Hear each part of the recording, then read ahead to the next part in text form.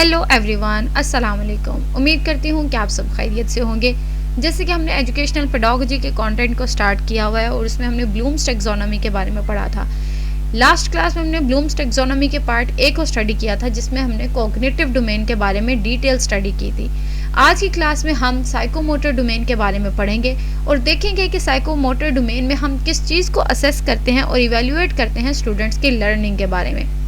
Psychomotor domain, as its name is indicating, psychomotor का लफ्ज़ हमारी स्किल ओरिएंटेड रूट्स को डिफाइन करता है।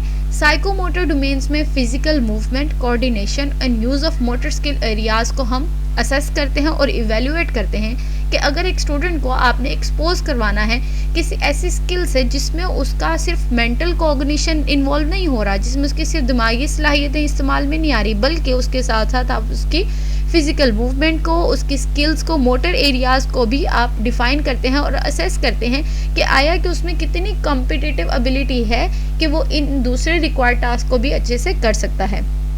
साइकोमोटर डोमेन में हम देखते हैं कि development of these skills requires practice and is measured in the term of speed, precision, distance, procedure और techniques in execution.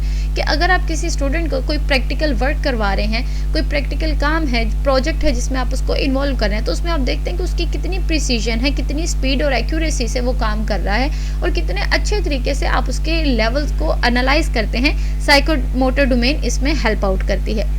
Psychomotor domain की क्यों हमें टीचिंग में ज़रूरत पड़ती है? साइकोमोटर डोमेन बेसिकली डेवलप की गई है, ये जो थ्योरी है, अप्रोच है, ये रोदवेल और काजांस ने 1989 में इसको डिस्कवर किया और इसको इस पे फर्दर एजुकेशनल स्टडीज़ को इम्पोज किया, जिसमें देखते हैं कि फ़िज़िकल स्किल्स जो हैं और जो स्टूडेंट्स के टास्क ओरिएंटेड अप्रोचेज़ हैं वो किस तरीके से हम उसको डिफ़ाइन कर सकते हैं कि एक स्टूडेंट कितना एक्यूरेट, रैपिड और स्मूथली एक काम को अकम्प्लिश कर रहा है, एक टास्क को मुकम्मल कर रहा है।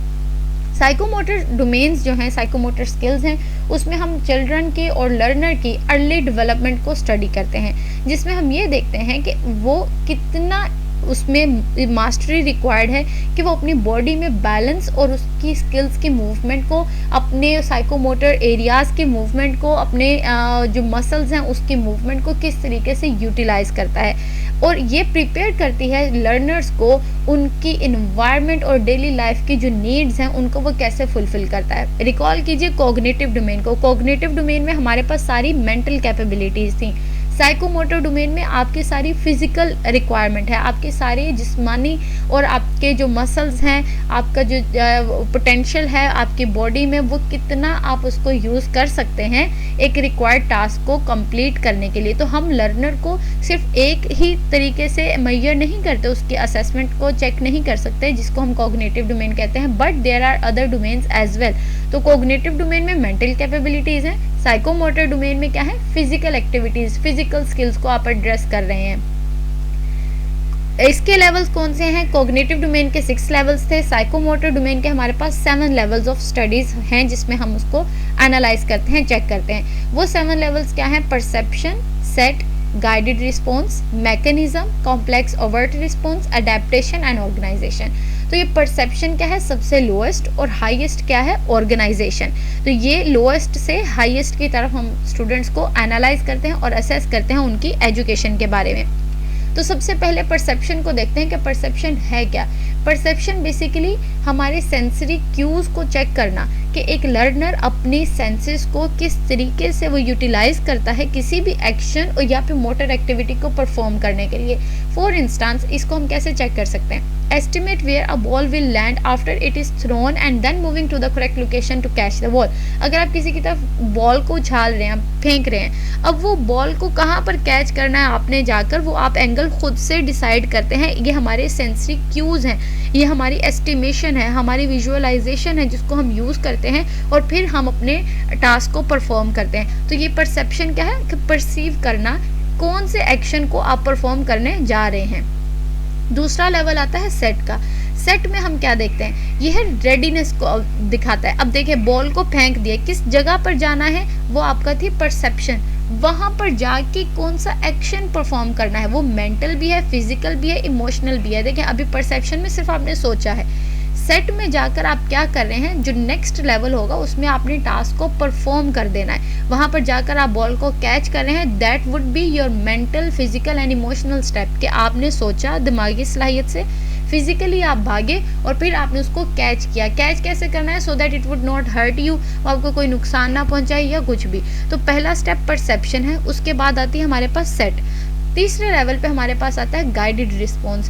गाइडेड रिस्पॉन्स क्या आता है, परफॉर्म्स टास्क और objective in somewhat confident, proficient and habitual manner. Guided response क्या है कि आपको प्रॉपर गाइड किया जाता है कि आपने इस टास्क को कंप्लीट करना है और उसके लिए आपके पास ये क्राइटेरिया है, ये गाइडेड रिस्पॉन्स है। जैसे कि आप एग्जांपल में देखें, performs a mathematical equation as demonstrated, आपने गाइड कर दिया, उसके बाद अब वो खुद से उस चीज को परफॉर्म कर रहे हैं, that would be a guided response. या फिर आप क्या कह रहे हैं, follows instructions to build a mode, आपने क्या कहा है जी कि कोई आपने इंस्ट्रक्शंस को प्रोवाइड कर दिया, अब वो उस मॉडल को या उस चीज़ को डेवलप करेंगे या खुद से बनाएंगे। गाइड करना और उसके बाद उनको कहना कि अब वो खुद से इस चीज़ को डिज़ाइन करें, that would be a guided response. Mechanism क्या है, मैकेनिज्म में हम बेसिक प्रोफिशिएंसी को देखते हैं। बेसिक प्रोफिशिएंसी किस सेंस में, देखें, learned responses have become habitual and the movements can be performed with some confidence and proficiency. आपने गाइडेड रिस्पॉन्स में उनको बता दिया, ठीक है, कि आपने ऐसे ऐसे काम करना है। फॉर एग्जाम्पल, अब गाइडेड रिस्पॉन्स में आपने किसी को कार चलाना सिखाई, आपने उसको एक थोड़ी सी गाइडेड डायरेक्शंस प्रोवाइड कर दी कि ये आपके पास क्लच है, ये आपके पास रेस है and so many so on, ये ब्रेक्स हैं, जो भी उसमें आपने गाइड किया। मैकेनिज्म में वो बेसिक प्रोफिशिएंसी होगी कि वो उन चीज़ों को सीखते हुए, इंटरमीडिएट स्टेज होती है जिसमें वो उन चीज़ों को सीखते हुए कॉम्प्लेक्स स्किल को लर्न कर लेता है। अब वो ड्राइव अ कार, वो गाड़ी चलानी शुरू कर देगा गाइडेड रिस्पॉन्स के बाद, तो वो क्या आ जाएगा, उसका मैकेनिज्म आ जाएगा। रिपेयर अ लीकिंग फॉसेट या फिर use a personal computer. Mechanism के बाद अगला स्टेप आता है जी complex overt response. Complex overt response में हम एक्सपर्ट प्रोफिशिएंसी देखते हैं। एक्सपर्ट का मतलब कि अब वो चीज़ जो गाइडेड रिस्पॉन्स में उसको सिखाई गई थी, उसके बाद लास्ट स्टेज में उस यहाँ पर मैकेनिज्म में उसने उसको सीख लिया बेसिक प्रोफिशिएंसी में।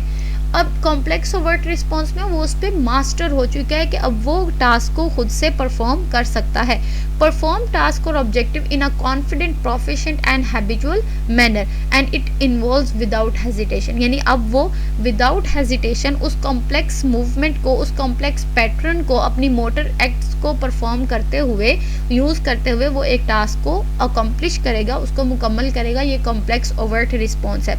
इसमें अब क्या है, operates a computer quickly and accurately, या फिर displaces competence while playing the piano, या फिर drives a car in a bumpy और in a heavy road where the traffic is immense, कि अब वो इतनी हैवी ट्रैफिक में, इतने बड़े रोड पे वो कार को बड़े अच्छे तरीके से चला रहा है। तो गाइडेड रिस्पॉन्स में आपने उसको सिखाया, गाइड किया। मैकेनिज्म में आपने उसको पूरा तरीका बता दिया, वो बेसिक प्रोफिशिएंसी थी।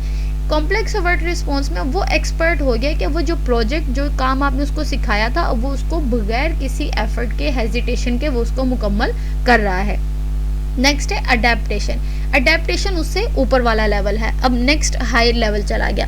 परफॉर्म्स टास्क और objective as above but can also modify actions to account for new और प्रॉब्लमेटिक सिचुएशंस। अब वो देखेगा कि मैंने अभी, मुझे काम आ गया, अब मैं उसको ज़्यादा डेवलप कर सकता हूँ, वो उसमें अडेप्टेशन आ गई है। जैसे कि response effectively to unexpected experiences. अब देखिए, अगर हम कार की एग्जाम्पल लेते हैं तो अब उसको कार चलानी आ गई है, अच्छे तरीके से आ गई है। अब वो अडेप्टेशन उसकी क्या है कि वो कार को स्मूथ रोड पे भी चला रहा है, बम्पी रोड पे भी चला रहा है, इवन माउंटेनियरिंग भी कर रहा है, पहाड़ों पर भी अगर जा रहा है तो वो उसको कर रहा है। वो अडेप्टेशन आ गई, क्यों? क्योंकि उसका लेवल ज़रा हाई चला गया, वो प्रॉब्लमेटिक सिचुएशंस में भी खुद को अच्छे से कैटर कर सकता है।